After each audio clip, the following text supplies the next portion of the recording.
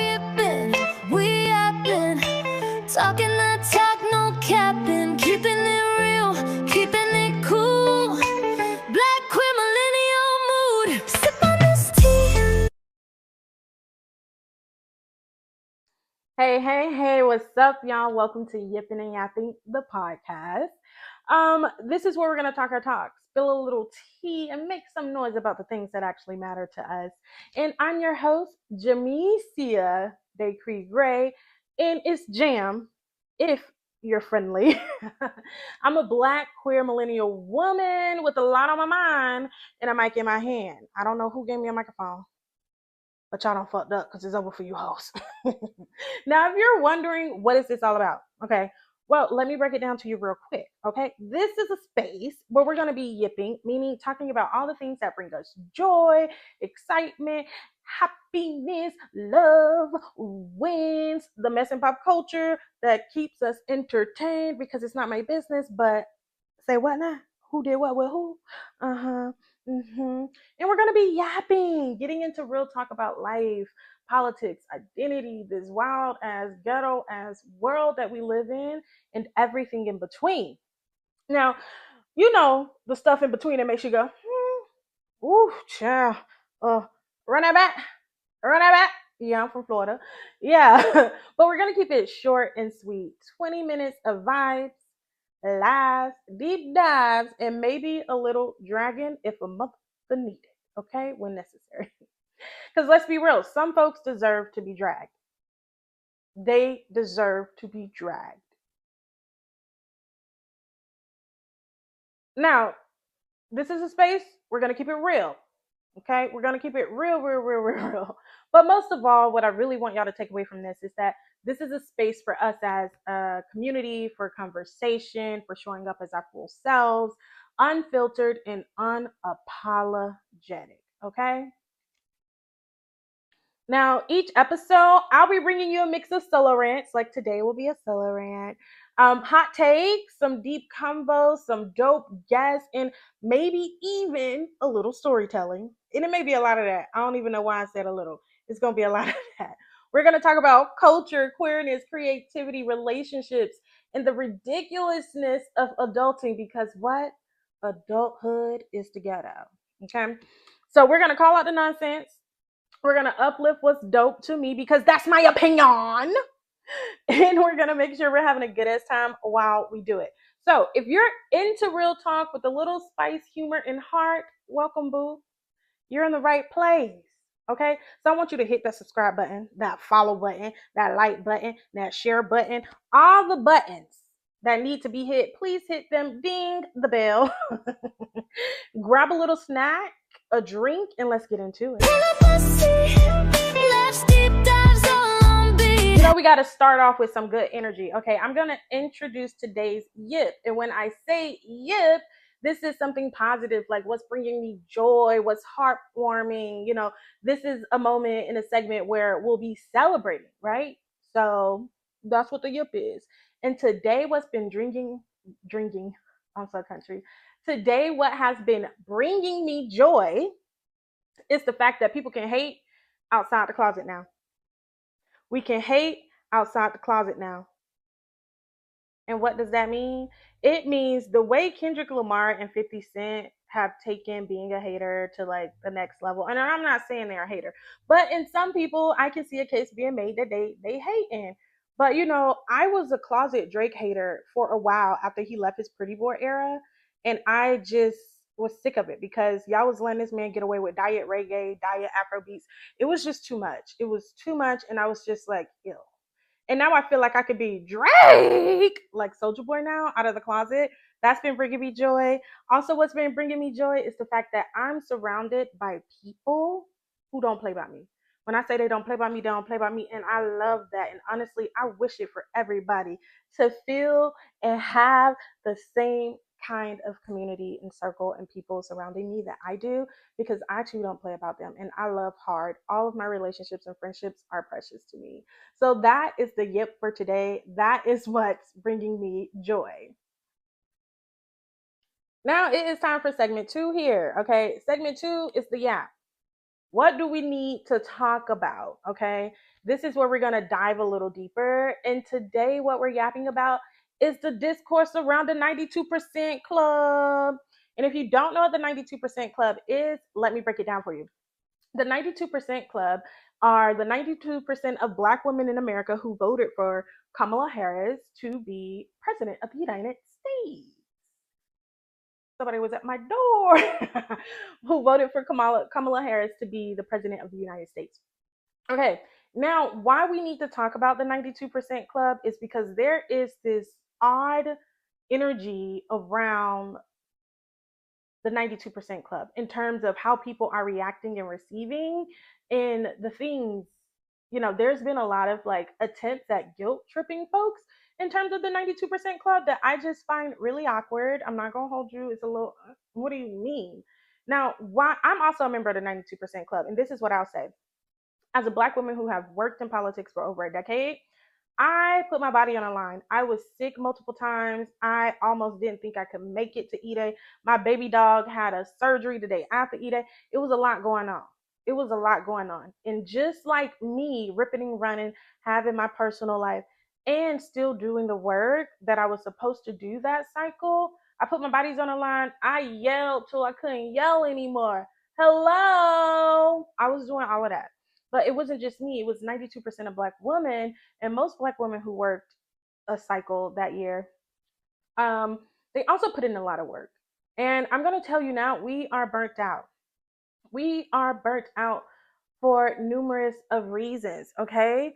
I just want y'all to think back to Stacey Abrams' first run, and then a runoff, and then the lawsuits, and then the building to do it again, and then what happened after that. I mean, all over the country, I feel like people have been in campaign mode for like 3 years straight, no break, which is not sustainable, which doesn't feel good. But there is this weird narrative going around the 92% club right now about how, what are you doing, Black woman? Put your bodies on the line. Get up. We need you. Baby, let me tell you something. I'm trying to sleep. I'm trying to recharge, recover, and rest. And not just me. And I think it's unfair and I think it's distasteful to call upon the same people that just ran themselves ragged who we refuse to listen to.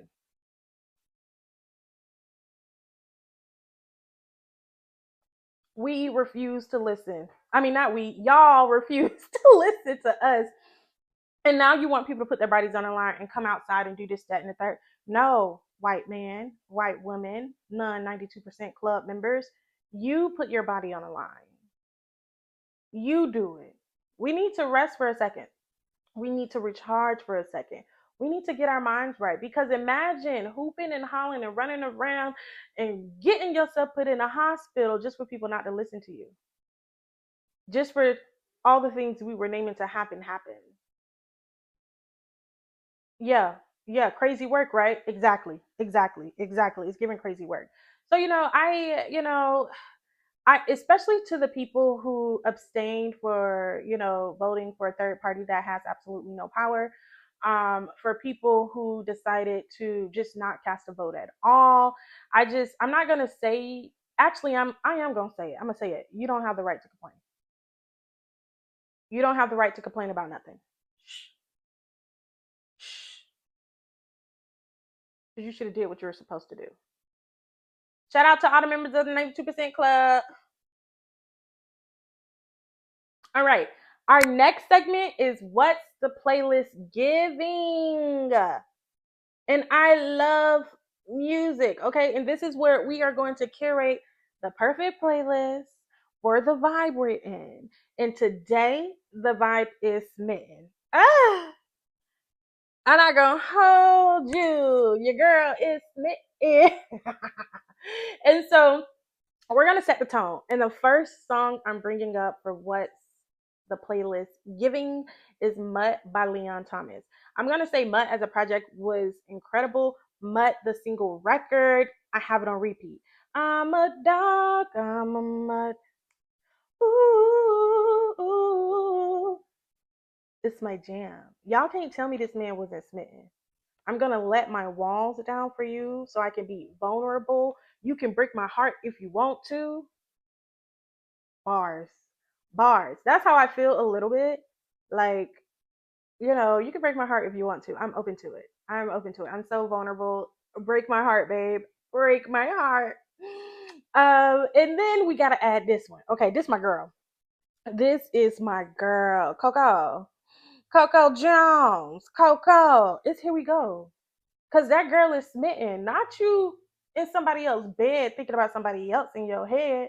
Smitten. That nigga got her down bad. Okay? When I see your name pop up on my phone, I already know what it means. She knows what time it is. She knows the nigga next to her, your time's up. Time's up. Your time is up. Okay? If that song don't make you feel like, I'm smitten. I'm trying to get over him, but I'm down bad, y'all. I'm stuck. Because that's what Here We Go again. It's given. Older and older and older we grow. Over and over and over. It's so. She's stuck in a cycle with this man. Okay.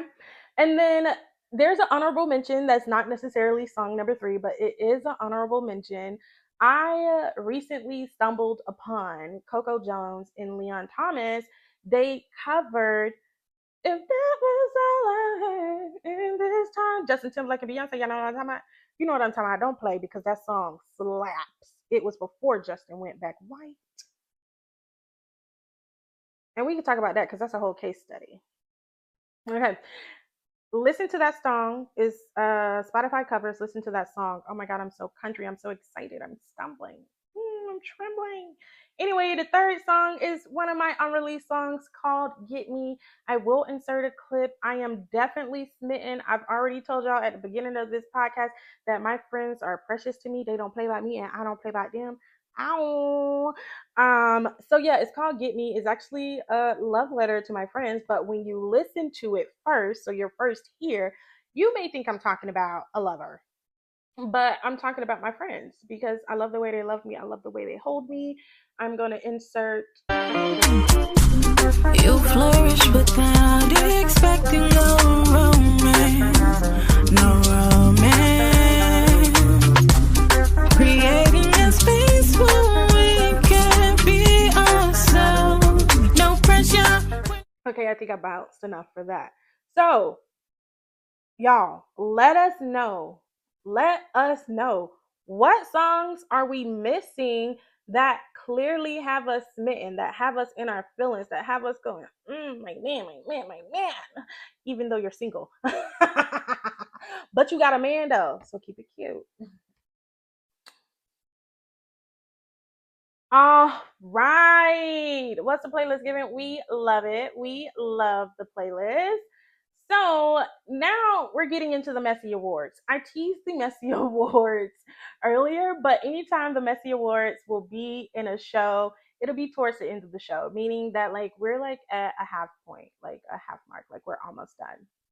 And so it's time for us to crown the messiest of the mess award because we got to crown the messiest moments of the week, of the month, of whoever.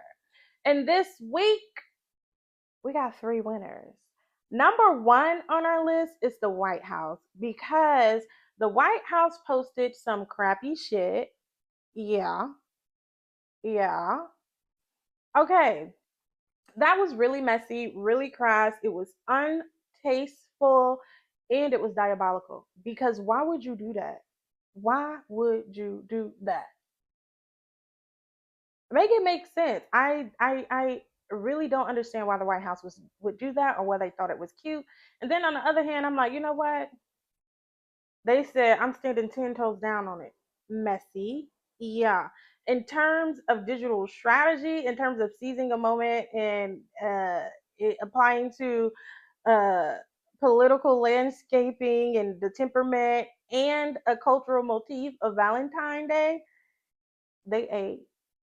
They standing on it. And I just want to say, y'all are messy. Nothing about this is cute, especially while you breaking up families and sending people home. Okay. Number two on the list. Ooh, Onija Robinson. I love you, girl. I love you down bad, girl. Cause what? It is against my religion to tell you my business. Okay, I love her. I think that she brought so much joy to the internet and to the world in the month of February, Black History Month, as she was in Pakistan. And this black woman from New York went to Pakistan because she had been dating a Pakistani. She was dating a man who we found out was a 19-year-old young man. And some people may say boy, but I'm going to be a little bit respectful. She was dating this man. She went over there. His family was like, no, you're not marrying her. Because they're supposed to get married. They was like, you're not marrying her. They ghosted her. She overstayed her visa, like her welcome. Like it was time for her to come back to the States. Sis said she wasn't going nowhere. She need 100,000, 20,000, 5,000 a K. She need acres. She wasn't going nowhere without it. Okay. And so she was all over the internet giving these interviews in this bike t-shirt. So if you see a white t-shirt with just a plain bicycle on it, that's in reference to her. That's why you're probably seeing it in random shops, because it was a moment. Like I said, you could not go on the internet without hearing some sound by Shabana. It's private, but no. Excuse me. I mean, very iconic. Like the iconery levelness of Onija Robinson was giving Tiffany Pollard, the head bitch in charge. That's what she was given. They ended up, institutionalizing her over there. She got help, meds. And the next thing you know, she blew up over the internet and the country embraced her. And I also think, as a Black woman, the type of love and care she received in Pakistan was amazing. It was great. And I also think not Shabana, but Onaija shared a light on Pakistan as a country, especially given the relationship Pakistan and the US have. It shed a completely different light on actually how this country is and what's happening there. You may be like, Jim, you just said a lot of nice, cute stuff about Onaja. Why is Miss Robinson on the Messy Awards list? She's on the Messy Awards list because she was seen counting her money, smoking a cigarette, and boarding her plane to go back to New York. But our good sis decided to get off and stay in Dubai at her layover. And she was walking around, I'm in Dubai, because she did say her and her husband was moving to Dubai to have kids. She was there. We don't know who her husband is. She did get marriage proposals. And they locked my good sis up for smoking a cigarette. And that's why I say she messy, because you should have just went back to New York, baby. New York would have embraced you with open arms. I could have seen Onija doing club appearances, and I would have went to a club that day so I could be like, it's against my religion to tell you my business. And last but not least, who's taking a number one spot for me this month is Amanda Seales. It's because, I think everybody has a right to give critiques, but her critiques oftentimes, or at least in terms of this 92% and calling members of the 92% fools, also, I feel like it got a little anti-blackness in there. It got a little Uncle Tom in there. It got a little colorism in there. And it does. And it does. And I'm gonna just leave it at that. I ain't gonna say too much on the girl because I don't like talking about Black women like that. But Amanda, girl, you messy. And the internet did what the internet was supposed to do. Okay. Now, before we go, this is one of our closing segments, even though I have some remarks out there, and this is reclaiming our time. Okay, so before we go, let's take a moment to reclaim our time, because somebody or something always needs to be checked. Okay, and today, oh my God, I just lost my train of thought. And today we are reclaiming our time from people who expect constant access to you, but never show up when you need them. Okay? Let's be real. Our energy is precious. Our time is precious. And not everybody deserves a piece of it. So this month's challenge, set one boundary. Set one boundary without explaining yourself. And when I say it is freeing, baby, is freeing. And woo! We made it through to the end of our first episode of Yipping and Yapping. We did it, Joe. I'm just kidding. We did it, y'all. But listen, this is just the beginning. I want to hear from you. Hit me up on social media at Jamecia Gray. I go by Damn Jam on TikTok. Please don't hit me up on X. I've been trying to delete that for a while. So send me your hot takes, your music recs, whatever foolishness you've seen in these internet streets. And if you have enjoyed the show, please subscribe, rate, comment, follow, share with your people, and most importantly, keep yipping and keep yapping and keep it cute. Bye.